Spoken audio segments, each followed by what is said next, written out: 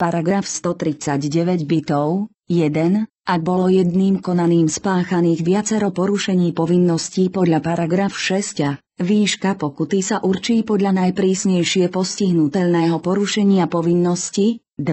Správny delikt držiteľa vozidla možno prejednať len vtedy, ak je zaznamenaný technickými prostriedkami, ktoré používa alebo využíva policajný zbor. 3. Pokutu možno uložiť do 2 rokov od porušenia povinnosti podľa paragraf 6. 4. Pokuta je splatná do 15 dní od dňa, keď rozkaz o jej uložení nadobudol právoplatnosť. Ak do 15 dní od doručenia rozkazu uhradí držiteľ vozidla 2/3 z uloženej výšky pokuty, pokuta sa považuje za uhradenú v plnej výške 6 a písm H.